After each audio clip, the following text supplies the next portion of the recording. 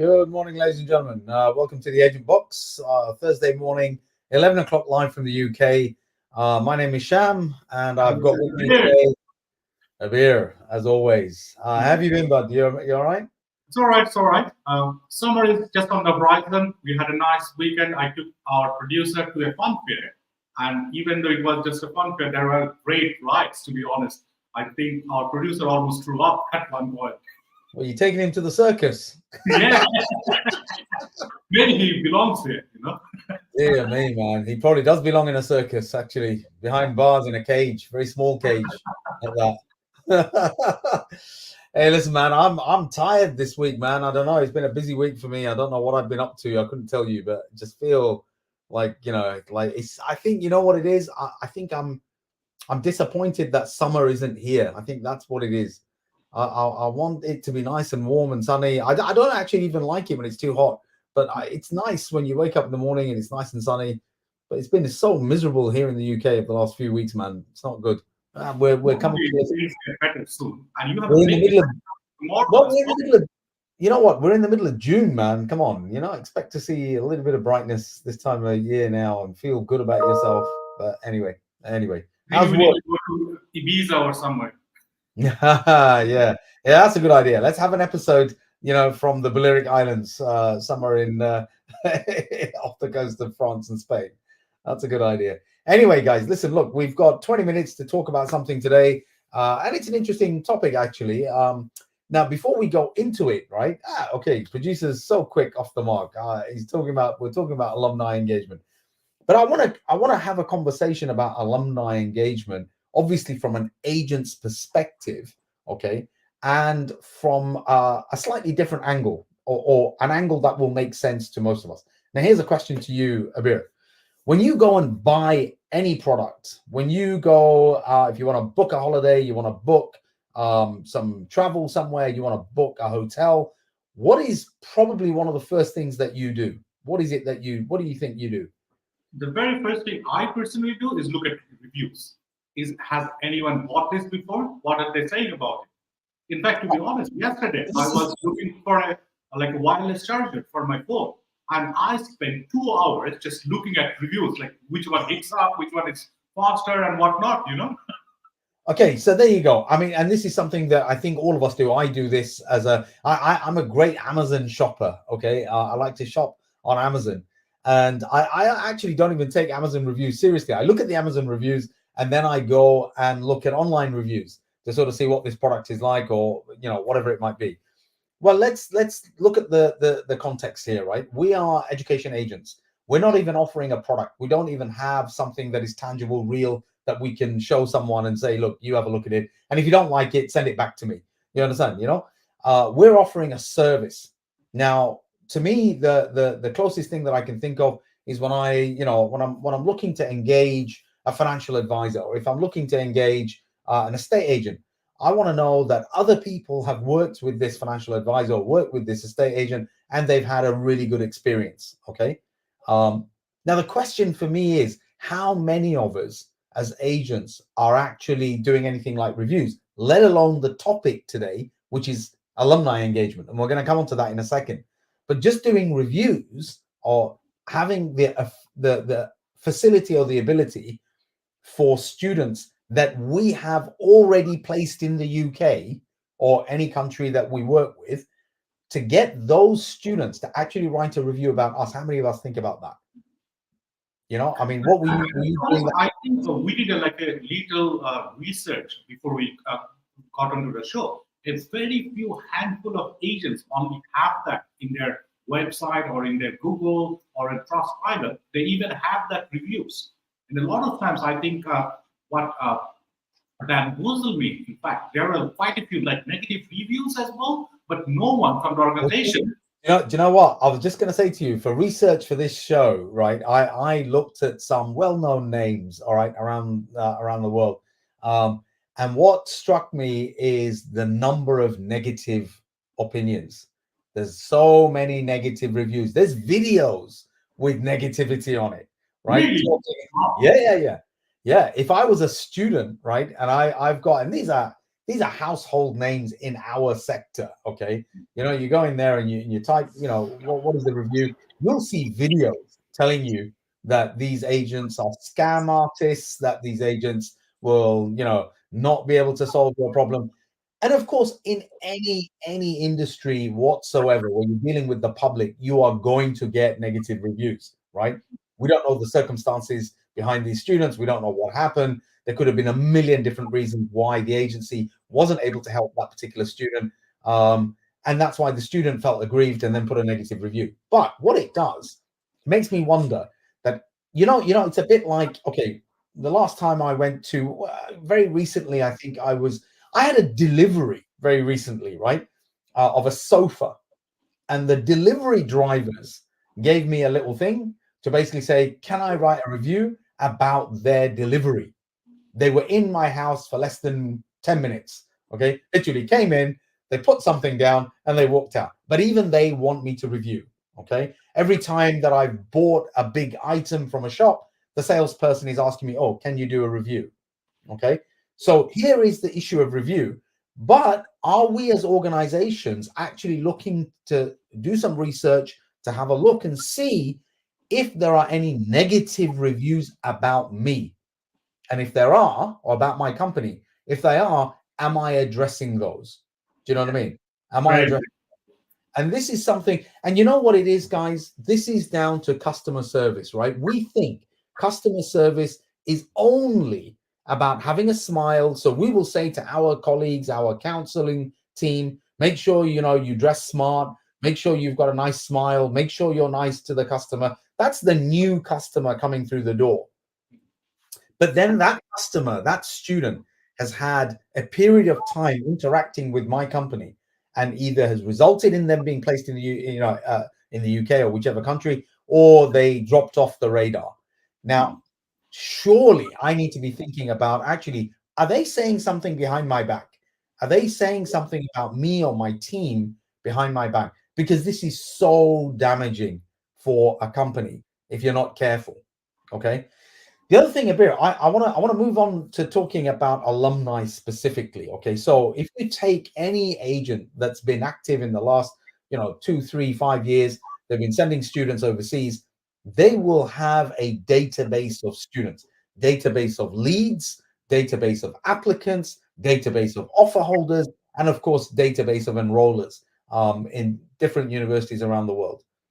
Those databases, if they are manual, then you probably have lost them. You're probably on your last laptop, or an ex-colleague who's now left the organization had them on their laptop and they wiped the laptop clean, or your IT department wiped the laptop clean. Nobody knows what's going on.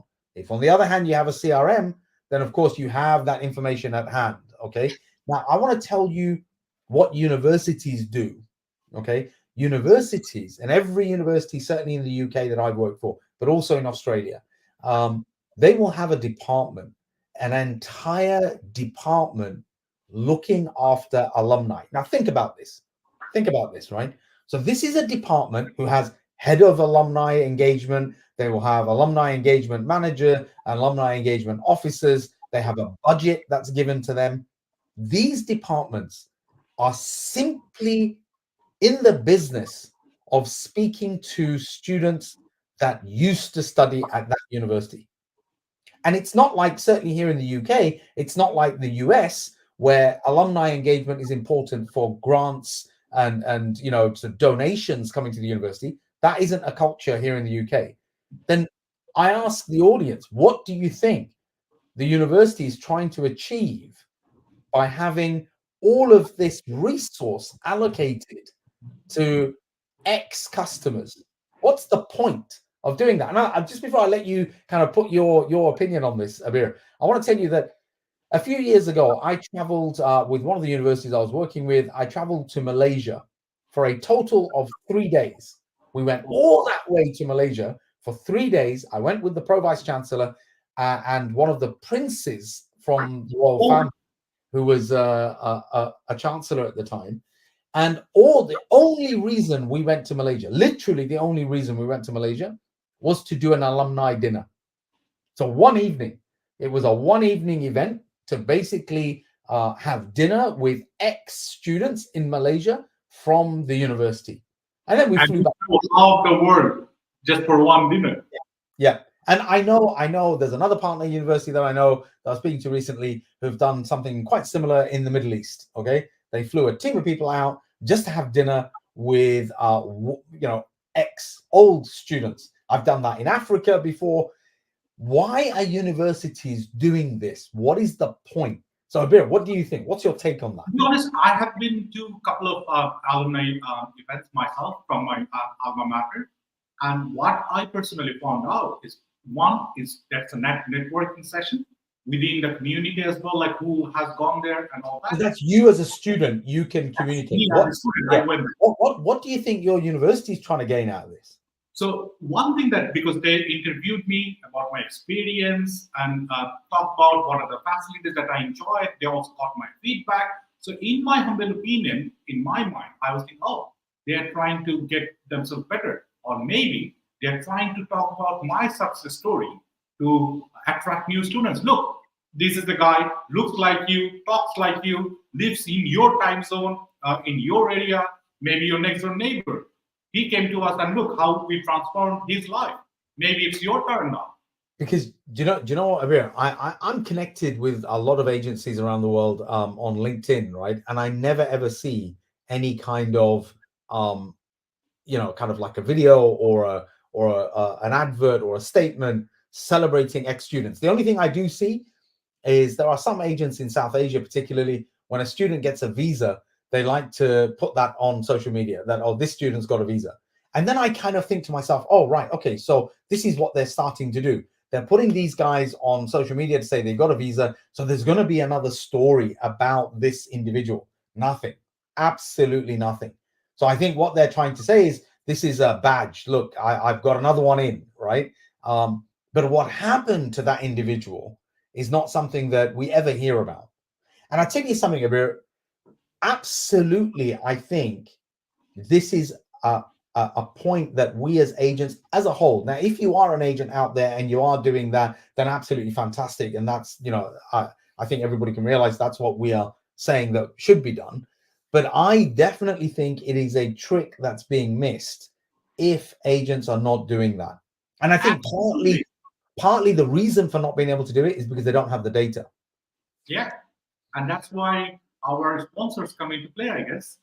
Yeah, absolutely. Hey, look, we've got to say it. It's 12 minutes, 13 minutes in. The Agent Box comes to you live every Thursday, 11 o'clock from the UK, courtesy of Sam CRM, which is a CRM product that's been made by agents for agents. Okay. You've got their email address at the bottom, sales@crm.co.uk. You can get in touch and they'll do free demos and stuff like that. And we have some colleagues who are experts in the CRM system. But the fact of the matter is that, if you don't have a system, because you can't look, if you're an agency that sends a lot of undergraduate students, right? By the time that undergraduate student that you're talking to today actually graduates is probably between 3 and 4 years. Yeah. Now you are going to have to go back 3 or 4 years. So you need to have the discipline of having all of your data very nicely and neatly put in folders, and whatever laptops you're using or whatever computers you're using, those computers put in storage. Okay. If they're not in use anymore, for you to be able to go back 3-4 years to find out who has graduated now. Okay. I'll tell you my experience because I have worked half my life in agencies, right? In my previous workplace, I would even dare to say at least 80% of the students, new students, were coming to referrals through my old alumni. And we used to do a lot of like alumni engagement events and competitions and all those things. So before the age of CRM, when I used to gather the data, because I had like a spreadsheet for each intake, right? In a year, right now, even in the UK, you see there are 3 intakes. So if we're talking about like 4 or 5 years worth of data, I have to look at like 15, 20 spreadsheets and then put them together. And it's very usual to make a human error and miss out. Make mistakes.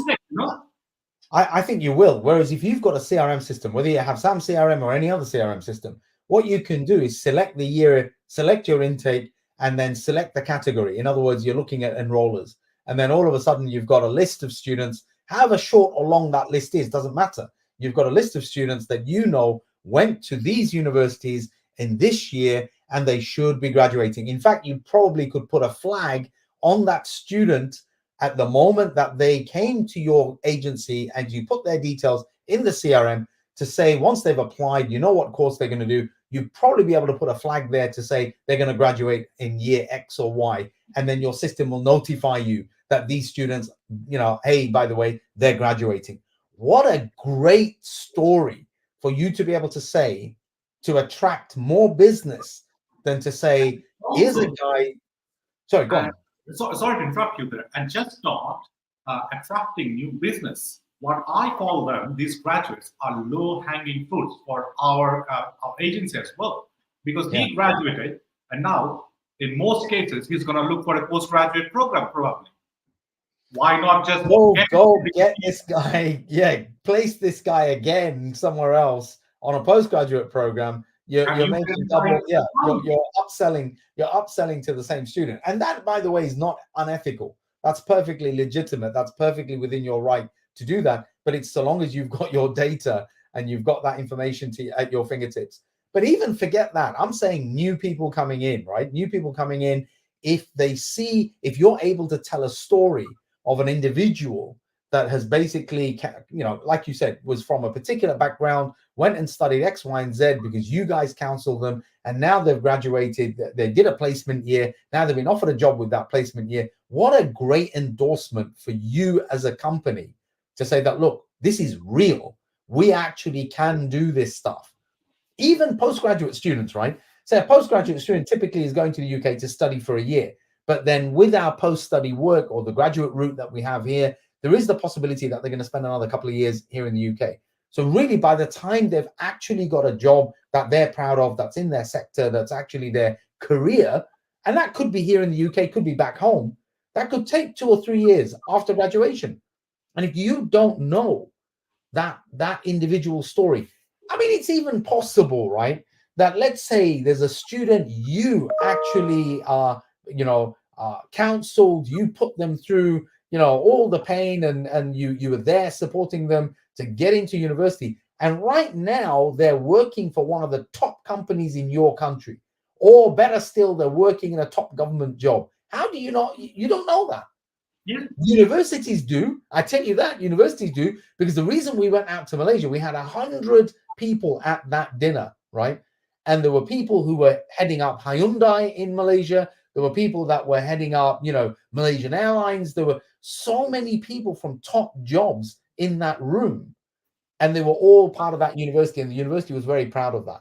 But I wonder which agents were responsible for sending that student to that university. Don't know. Now, our agent friends might be thinking, oh, doing an alumni dinner, that's lots of cost. We cannot do that. We don't have that affordability. But hey, my friend, there are cost-effective ways to engage your alumni as well. We have been talking about those testimonials and success stories. And what we used to do at my previous place, we used to do like alumni competitions. For example, every other agency, I think they come up with like new calendars in New Year's. So you could have like a photography contest for your alumni. That's so cool. That is so cool. And at the bottom, you've got, you know, studying this at University X or graduating from University Y. I mean, that is so cool. I've not seen that. That would be so cool. Have like, you know, like different themes, like share photos of your campus life or your assignments or whatever, you know. And that is cool. Do you know what? About 2 or 3 years ago, I went to I hosted a session actually at Boiler, and it was talking about, I can't remember the actual topic, but we had a lady there who was from a marketing company, and one of the things she said to me, and it stuck with me ever since, that one of the best ways to market to people is through stories. It's not about, you know, the fact that all your counselors are, you know, qualified according to the British Council, although these things are important and we need these things, but, you know, all of your counselors are visa trained by this, that, and the other. These are good things, fine, and they need to be there. And this is, to me, that is the backup, the legitimacy of your organization, the backbone of your organization. But what's going to sell your organization, what's going to attract more people are stories. Stories about who? Not you, but stories about the students that you have processed. That the more of these stories you can tell, the more likelihood is that you can, attract better and newer customers. Like, you talked about alumni dinner. For an agency to go from zero to alumni dinner, in my opinion, is ridiculous. But if you did have alumni engagement, you're doing social media stuff or competitions that you're talking about, and you wanted to then have a dinner, you could invite your students, if they're back home, okay, to basically come to a dinner, but bring someone with you.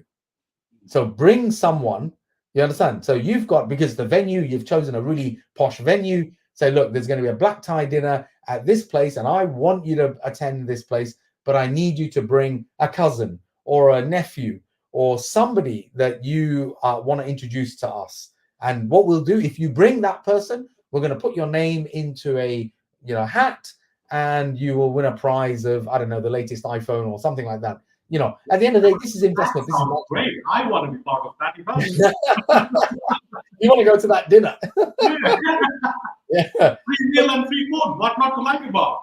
But do you know what I mean? So you can be clever about this, but at the bottom of all of that is the fundamental thing, which is data that you need to have. You cannot stop what you're doing and spend hours and hours and hours trawling through, piles of rubbish just trying to figure out which student actually enrolled. A quick way to look at it would be to look at who you claimed commission on. Those students are definitely enrolled because you claimed commission. But again, where are those records? Who's keeping those records? Where are they stored?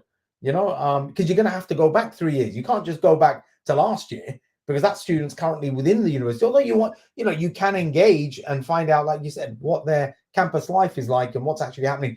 Do a day in the life of a student, waking up in the morning in their accommodation and their walk to the campus, a quick shot of them being in the classroom, who they're talking to and what they're doing at lunchtime. We used to do this stuff when I was at the university. I tell you that now. We've done that in multiple times at the universities, where this kind of stuff, we get the students to record themselves and they give us all the footage. We then edit that and then put it into a great little video. Why are agents not doing this?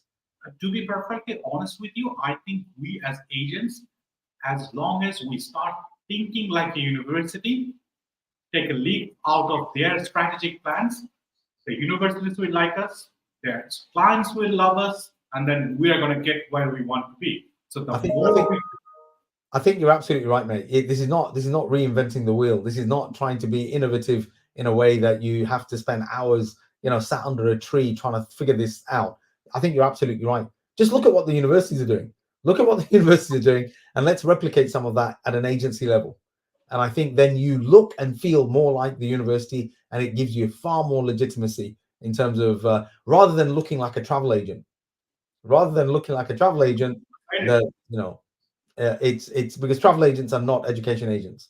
You understand? And that's no disrespect to any travel agency that has a recruitment agency, student recruitment agency part of them, but the two businesses are very different. So we don't want to be one of those businesses where people just, I'm sat behind a desk, somebody comes along and says, right, I want to do this. I look on a computer and I say, right, okay, you can or you can't. You want to be a company that is reflective of the institutions that you're sending your students to. And I think we could take a leaf out of pathway providers. Pathway providers operate, they're private companies, they're for-profit companies, but they look and feel like the university they represent, or where their students are going. And mostly they're the trendsetters in the industry as well. Yeah, absolutely. They are pioneering a lot of things. I've worked for a couple of pathways, and I know that from the inside out that they are pioneering many different things. And sometimes they also get a bit of a bad rep. You know what I mean? But I think that's unfair, because I think there's some excellent work going on with pathway providers and what they're doing. They are pushing universities, further and further to be smarter, to be more efficient, and to be better at recruiting international students. Look, Amir, it's 24 or 25 minutes in, right? We're already over. We've got to bring this to a close. But just to sum up, just to wrap up, right? This is a, it's a very relevant topic, guys. That actually we are dealing with hundreds, if not thousands, of students, and yet we don't really know much about what happens to them. We have this transactional relationship with them while we're working with them to get them their, their visa, their offer, their visa, and then finally their enrollment. And then after that, we forget about it. We swallowed the commission, and therefore now I'm not interested in what's going on. This is perhaps not the right way to think about it, because they are an excellent source of absolutely free marketing for you, that you can then put out there, and it's user specific. It's user validation, and this is something we could all benefit from. Anyway, folks, that's it from us this week. Thanks very much for listening. And we hope you find these sessions useful. I keep saying this, and I will say it for as long as we're I suppose we're live, that we do come to you Thursday, 11 o'clock, every week, more or less. But we also have, contact details if you want to get involved, you want a discussion that you want to share with us. It's theagentbox@gmail.com, or you've got the phone number there.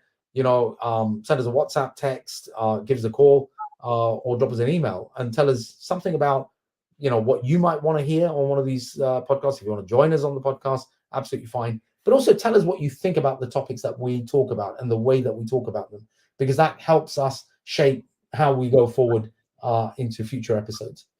So that's it from me, Shamgani, and my colleague Abir.